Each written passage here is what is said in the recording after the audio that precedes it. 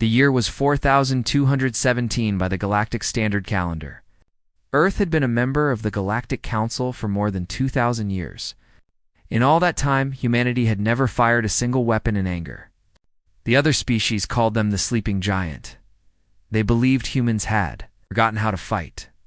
They were wrong. Admiral Yuna stood at the window of her small apartment on Earth. Watching the sun set over the Pacific Ocean, she was 58 years old, retired from military service, and now worked as a diplomatic liaison. Her job was simple. She smiled at aliens. She signed papers. She kept the peace. The peace was everything. Humanity had nearly destroyed itself in the great wars of the 22nd century. When they finally reached the stars and met other species, they made a promise. No more war. No more violence. They would be peaceful no matter what. For 2,000 years, they kept that promise. On a colony world called New Busan, a 12-year-old girl named Somi was packing her bag. The Galactic Council had announced something called the Cultural Exchange Program. Human children between 8 and 14 years old would travel to special schools across the galaxy. They would learn about other species. They would make friends. They would help build a better future. Somi was excited. She had never left New Busan before. She had never met an alien in person. Her father, Jinho, watched her pack with a heavy heart. Something felt wrong to him, but he could not explain it. Ginho was a simple man. He worked as an engineer at the colony's power plant. His wife had died when Somi was 3 years old.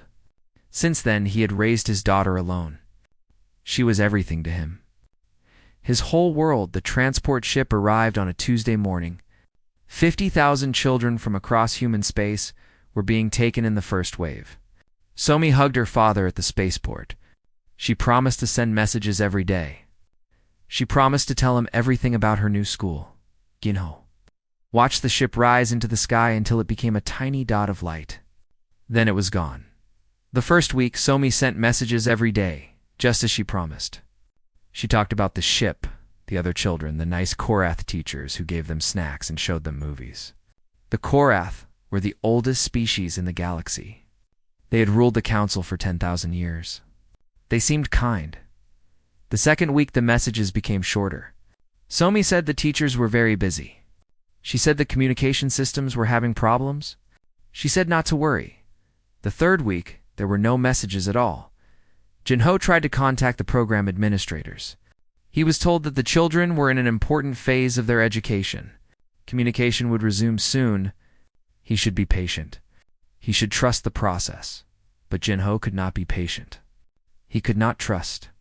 He was a father, and his daughter was silent.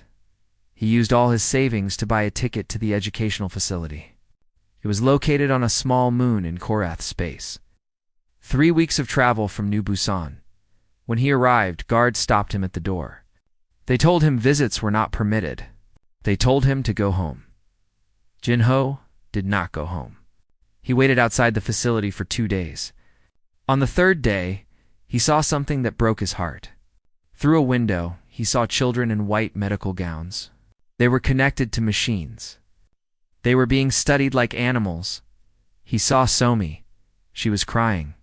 Jinho tried to break through the doors. The guards beat him and threw him out. They told him if he came back, he would be arrested. They told him his daughter was property of the Galactic Council now. Property. Jinho returned to his ship with blood on his face, fire in his heart. He had been a peaceful man his whole life. He had never raised his hand against another being. But in that moment, something ancient woke up inside him. Something that humanity had buried for 2,000 years. He sent an encrypted message to an old friend. They had been roommates at the military academy, back when humans still trained soldiers just in case. Her name was Yuna. She was now an admiral, even if retired. The message was simple. It contained coordinates, images from his recording device, and 3 words. They took her. Admiral Yuna received the message at midnight. She watched the footage with steady eyes. She saw the children. She saw the machines. She saw the fear on their small faces. She made 3 calls that night. The first was to General Doan, 62-year-old veteran who had fought in humanity's last civil war. He had spent the past 40 years teaching history at the military academy. He taught young people about the old wars so they would never repeat them. Now, she asked him to remember those wars for a different reason. The second call was to Captain Tyone, commander of a patrol vessel near the border. She gave him a single order: watch everything. Trust nothing. The third call was to Intelligence Officer Mockery, a young woman known for her ability to find secrets that others wanted to keep hidden. Yuna asked her one question: what is the Galactic Council really doing with our children? Mockery began her work immediately. She was the best at what she did. Within 48 hours, she found the truth. It was worse than anyone imagined. The cultural exchange program was a lie. Resolution 7742 was not about education. It was about control. The Koroth had grown afraid of humanity.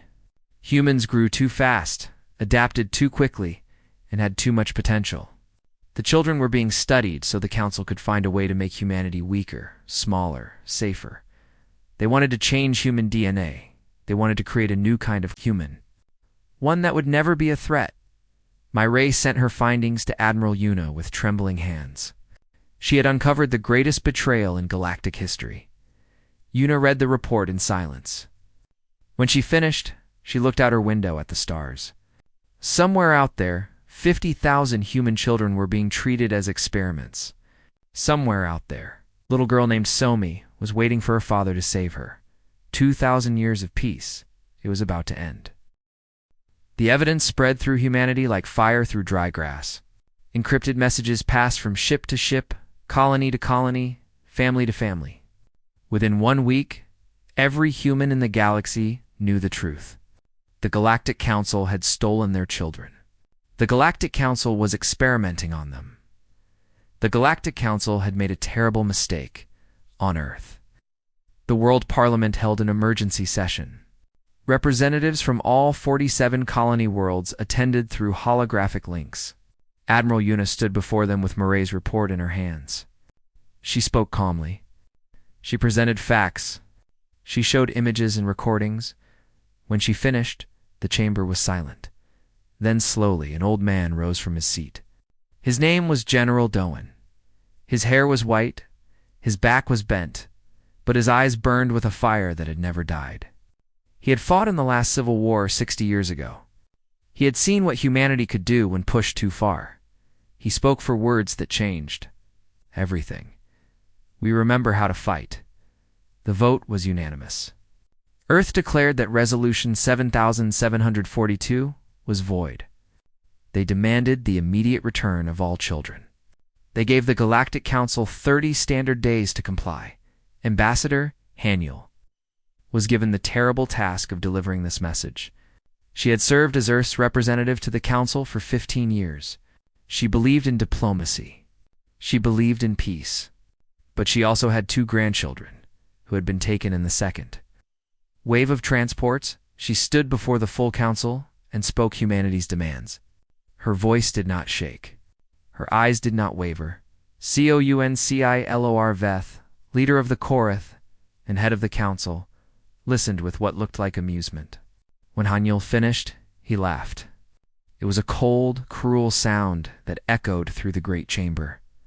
You humans are amusing, he said. You have been tamed for 2,000 years. You have forgotten your claws. You have forgotten your teeth. What will you do? Send us angry messages? Write formal complaints? Ambassador Haniel did not respond to his mockery. She simply bowed her head slightly and left the chamber. Her mission was complete. She had delivered the warning. Now it was time to prepare. Across human space, ancient facilities woke from their long sleep. Weapons factories that had been sealed for 2 millennia hummed back to life. Ships that had been converted to carry cargo were quietly refitted. Hidden databases containing battle strategies, ship designs, and weapon specifications were unlocked. Humanity had never truly disarmed.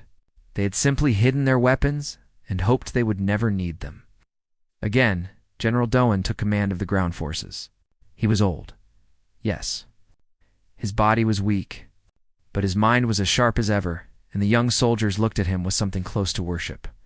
He had been teaching them history for decades. Now he would teach them how to make it. Captain Tyin received new orders. His small patrol vessel was joined by 200 warships that seemed to appear from nowhere. They had been disguised as mining platforms, research stations, and cargo haulers. In truth, they were the most advanced fighting ships humanity had ever built. We kept them ready, Admiral Yuna explained, when Taeyeon expressed his shock. Just in case. We always hoped we would never need them. Across the galaxy, the other species watched with confusion. What were the humans doing? They had been peaceful for so long. Surely they would not actually fight. Surely this was just posturing. It's just political theater. They did not understand. Intelligence Officer Mockery continued her work. She dug deeper into Council communications, finding more secrets, more lies. The children were being held at 127 different stations across Council space. Each station had different security. Each station held between 500 and 3,000 human children. She created detailed maps. She found guard schedules, access codes, and weak points. She gathered everything the military would need. Meanwhile, on Research Station Core 7, Somi was learning the truth of her situation. The nice teachers were gone. The snacks had stopped. Now there were only doctors in white coats who took blood samples and ran strange tests. She was scared. All the children were scared. But Somi remembered something her father had told her when she was very young. He had said that being brave did not mean not being scared. Being brave meant being scared and doing the right thing anyway. Somi began to watch the guards. She memorized their routines.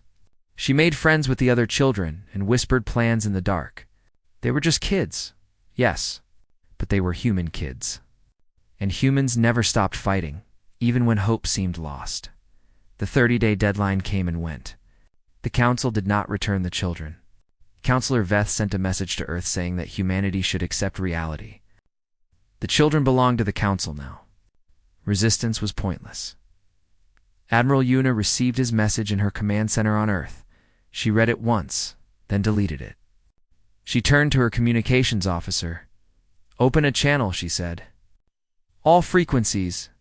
Every species in the galaxy needs to hear this." The officer obeyed. Within seconds, Yuna's face appeared on screens across known space. Humans stopped what they were doing to watch. Aliens paused in confusion. Even Counselor Veth looked up from his throne. Admiral Yuna spoke slowly and clearly. Her voice was calm, but beneath the calm was something ancient. Something dangerous 2,000 years ago, she began. Humanity made a choice. We chose peace.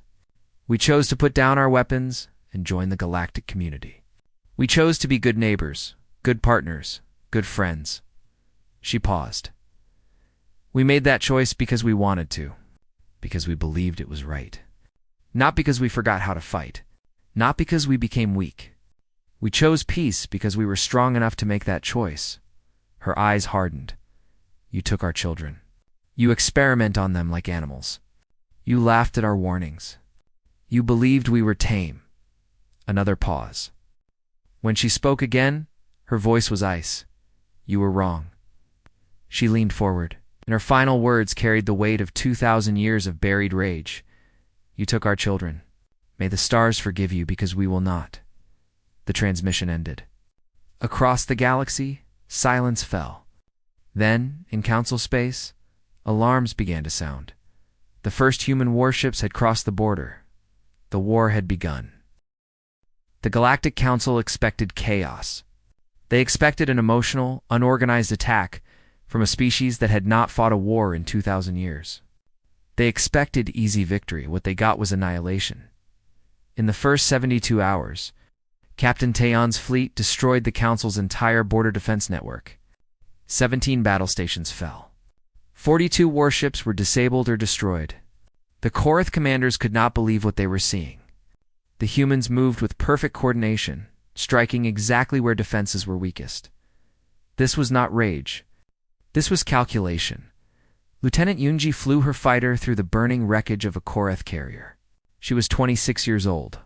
She had trained as a pilot, but never expected to see real combat. Now she was the leader of Storm Squadron. They had just achieved something impossible. 40-7 enemy fighters destroyed. One human fighter lost. Yunji felt no joy in the victory. She felt only cold determination. Somewhere out there, children were waiting to be rescued. Every enemy ship she destroyed was one less obstacle between those children and freedom. On the ground, Sergeant Hyunwoo led the first rescue team into Research Station Delta Nine. His soldiers moved through the corridors with deadly efficiency. Guards fell before they could even raise their weapons. Security systems failed as hackers back on Earth disabled them remotely. Within 40 minutes, the station was secured. 3,000 human children were freed. Hyunwoo found them in a large holding area, huddled together in fear. When they saw human soldiers, they began to cry. Some ran forward to hug the soldiers. Others were too weak to move.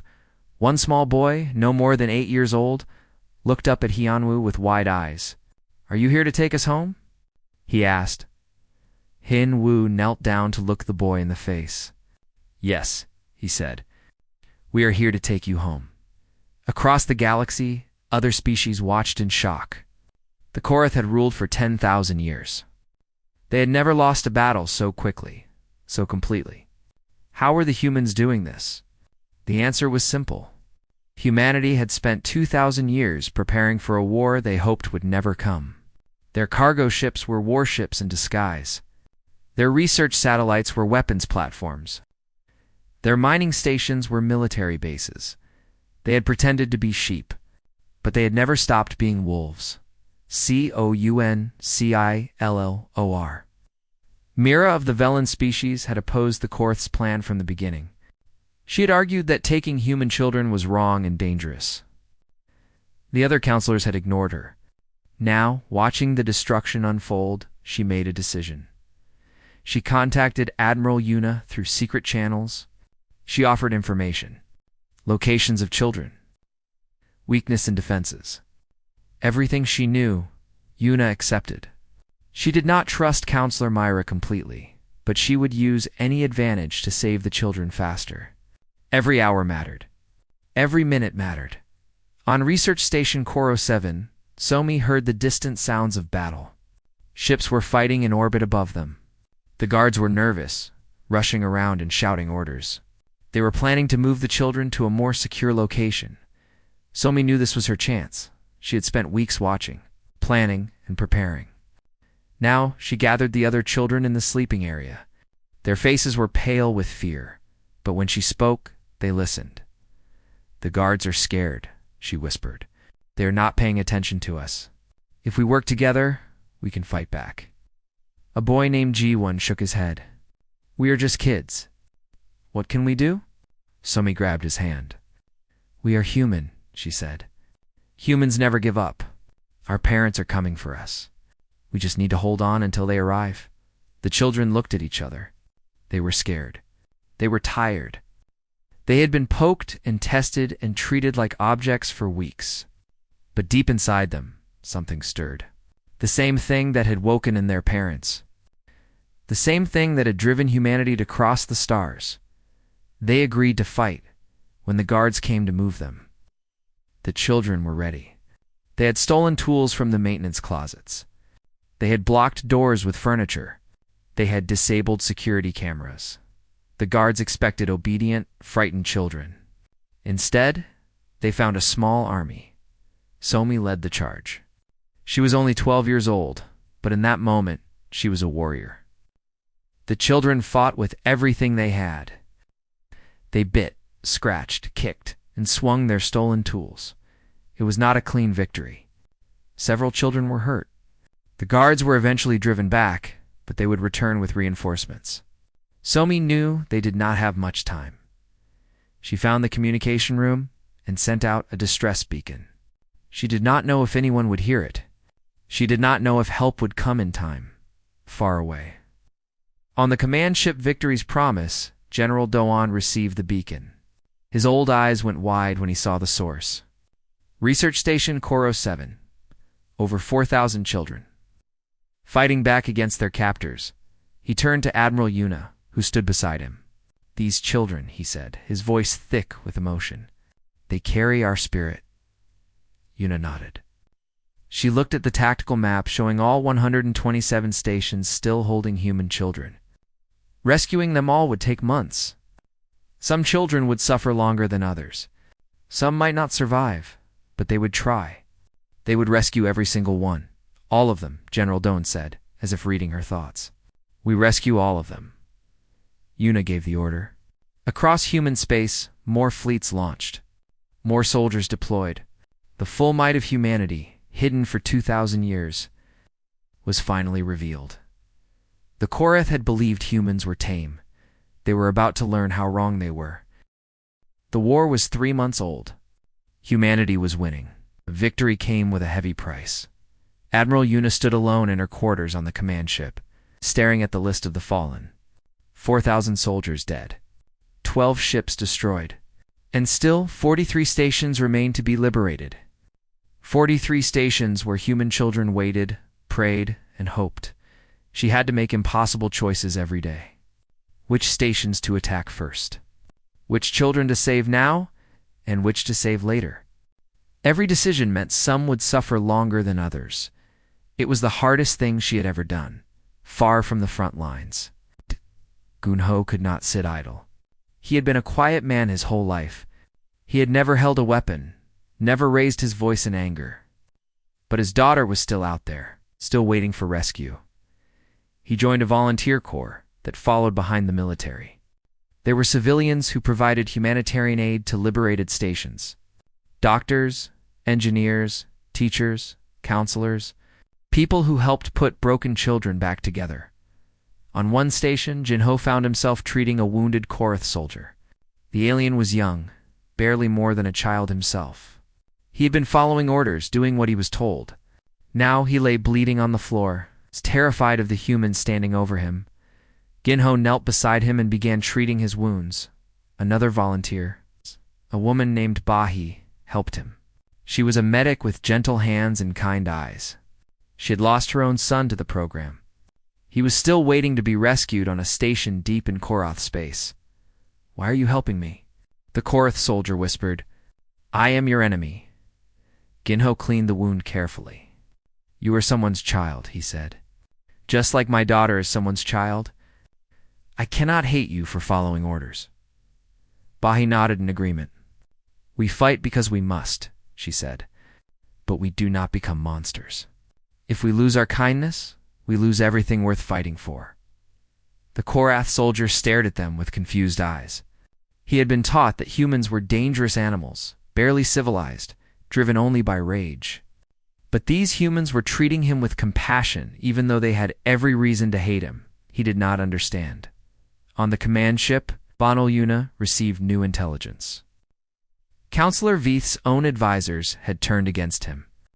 The war was going badly for the Korath. Their fleet was being destroyed piece by piece. Their stations were falling one by one. The other species in the council were refusing to send reinforcements. The Korath were alone, and they were losing. General Doan proposed a simple plan. Total destruction. Crush the Korath completely. Make them pay for what they did. Make sure they could never threaten humanity again. Many in the military agreed. The anger was still fresh. The images of children connected to machines still burned in their minds. Vengeance seemed like justice. But Yuna hesitated. She called a meeting of the senior officers. She asked a simple question. "What do we want the galaxy to remember about this war?" General Doan frowned. "We want them to remember never to harm our children again," Yuna nodded. "And if we destroy the Korath completely, burn their worlds, kill their civilians, they will fear us," Doan said. "Yes," Yuna agreed. "They will fear us. But will they respect us? Will they trust us? Or will they just wait for their chance to strike back?" She stood and walked to the window. Outside, stars burned in the eternal darkness. "We broke 2,000 years of peace," she said. "We had to. Our children gave us no choice. But now we must decide what kind of peace we want to build." She turned to face the officers. "I say we offer terms of surrender. We demand our children back, all of them. We demand justice for those who ordered this crime. But we do not destroy the Korath as a species. We do not commit genocide in the name of protection, some officers protested. The Korath had shown no mercy. Why should humanity show any? Yuna raised her hand for silence. They will remember this day for 10,000 years, she said. Let them remember that humanity had the power to destroy them and chose not to. Let them remember that we are better than they feared. The vote was close, but Yuna won. Humanity would offer terms. Meanwhile, on Station Cora 7, Somi and the children had held out for 72 hours. They were exhausted, hungry, and some were injured. The guards had tried several times to retake the station, but the children had fought them off each time. Somi sat in the corner of the communication room, clutching a broken pipe that had become her weapon. Her hands were shaking. Her eyes were heavy. She did not know how much longer they could last. Then she heard something, a distant rumble. The sound of ships entering orbit. The communication panel crackled to life. This is Sergeant Hunhua of the Human Liberation Force. We are here. Hold on, children. We are coming. Somi felt tears streaming down her face. She did not try to stop them. Minutes later, the station doors exploded inward. Human soldiers poured through, securing the corridors with practiced precision. Hyunwoo himself led the team that reached the children. He found them huddled together, exhausted but alive. Somi stood at the front, still holding her broken pipe. She was covered in dirt and bruises, but her eyes were fierce. Hyunwoo knelt before her. You held this station, he said. You are the bravest person I have ever met. Somi shook her head. I am not brave, she whispered. I was scared the whole time. Hyunwoo smiled. That is what makes you brave. Later that day, Somi was taken to a medical ship. She was cleaned, fed, and examined by doctors. They told her she would be fine. They told her she was safe now. Then a screen activated in her room. Her father's face appeared. Ginho looked at his daughter through the screen. Tears ran down his cheeks. He could not speak. Words failed him. Somi touched the screen gently. Appa, she said. I knew you would come. 6 months after the first shot was fired, the war ended. Not with a final great battle, but with a quiet signing ceremony on a space station orbiting Earth. They called it the Treaty of New Seoul. Named after one of the first colony worlds to lose children to the program, Admiral Yuna stood on one side of the table. Counselor Mira of the Velen stood on the other. Between them lay a document that would reshape the galaxy. Counselor Veth was not there. He had been arrested by his own people 3 weeks earlier. He would face trial for crimes against sentient beings. The evidence against him was overwhelming. He would never lead anyone again. Ambassador Haniel read the terms aloud. Every human child returned immediately. Full disclosure of all experiments conducted. Reparations to affected families. The Korath species banned from holding council leadership for 500 years. Humanity given permanent veto power on any resolution affecting their species the galaxy had expected humanity to demand. More territory, resources, submission. They had proven themselves the greatest military power in known space. They could have taken anything they wanted. Instead, asked only for justice and safety. When the signing was complete, Ambassador Haniel rose to deliver humanity's final message. Representatives from 100 species watched. Some had fought against humanity. Some had secretly helped. Most had simply watched in fear and wonder. Haniel spoke slowly, choosing each word with care. We did not fight for empire, she said. We did not fight for revenge. We fought for our children. That is finished now. She paused, letting her words sink in. We offer the galaxy a choice. Learn from this. Grow with us. Build something better together. Or continue to fear us and watch us from afar. Her eyes swept across the assembled representatives. Either way, know this. We will never again allow our children to come to harm. Not by your hands. Not by anyone's hands. We are not tame. We never were. But we are not monsters either. We are parents. and parents protect their young. She sat down. The chamber remained silent for a long moment. Then slowly, Counselor Myra began to clap. Others joined her. Not all, but enough. It was not forgiveness. It was not trust. But it was a beginning. In the months that followed, the galaxy began to change. Species that had feared humanity started to approach them with caution, then curiosity, and something like respect. The Korath rebuilt their society, learning painful lessons about arrogance and cruelty. General Doan returned to teaching. His classes were more popular than ever. Young people wanted to learn about the war, about the sacrifices, about the choices their leaders had made. Captain Taeyun was promoted to admiral. He spent his time rebuilding the fleet, not for war, but for protection. Never again would humanity be caught unprepared. Lieutenant Yunji retired from active combat and became a flight instructor. She taught young pilots how to fly, how to fight, and how to know when fighting was necessary. Sergeant Hyunwoo received the highest honors humanity could give.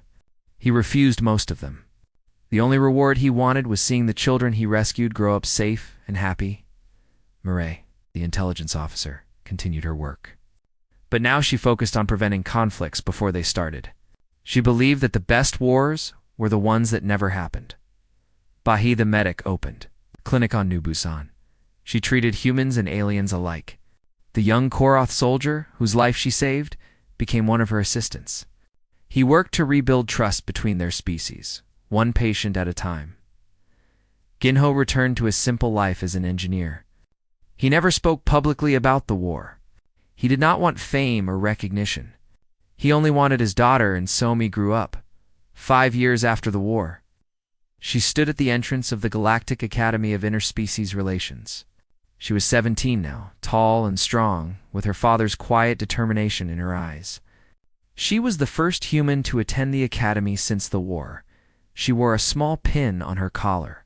It showed a stylized image of a human hand holding a child's hand, set against a backdrop of stars. It had become the symbol of the war, of humanity's fierce love for its young. Ginho watched from the audience. Beside him sat a Korath father. He was the soldier Bo he had saved years ago. His own daughter was also starting at the academy today. The two fathers sat together, different species, once enemies. Now, united by the hope that their children would build a better world, Admiral Yuna, retired once again, sent a recorded message that played on the great screens. "We proved that humanity remembers how to fight," she said. "Now let us prove that we also remember how to forgive, how to build, and how to hope. The children we saved will inherit a galaxy that feared us. Let them transform it into one that loves us." Then Somi stepped to the podium to give her entrance speech. She looked out at the assembled species. She saw faces that had once been enemies. She saw faces that had been friends. She saw faces she did not recognize at all. She remembered the dark days on Research Station Cora 7. She remembered the fear, the pain, the desperate hope. She remembered holding a broken pipe and waiting for rescue, but she also remembered the soldiers who came for her. She remembered her father's face on the screen. She remembered learning that she was never alone, that her people would move the stars themselves to bring her home. She leaned into the microphone and spoke. "My name is Somi," she said. 5 years ago, I was a scared little girl holding a broken pipe, waiting for someone to save me. Today I stand before you as proof that love is stronger than fear, as proof that mercy is stronger than vengeance, as proof that humanity fights for its future." She smiled, and in that smile was the strength of a species that had chosen peace, lost it, and chosen it again. "We were called the sleeping giant," she continued. "They said we had forgotten how to fight. But they were wrong. We never forgot. We simply chose not to. And when they took our children, when they gave us no choice, we showed them what humans truly are." Her voice rose. Carrying across the silent chamber, "We are not conquerors. We are not destroyers. We are protectors. We are parents. We are humans. And we will always, always come for our children." The chamber erupted in applause. Humans and aliens alike rose to their feet. In that moment, the galaxy saw something new. not the terrifying warriors who had shattered fleets and toppled empires. Not the sleeping giant finally awakened. They saw hope, and hope Somi knew was the strongest weapon of all.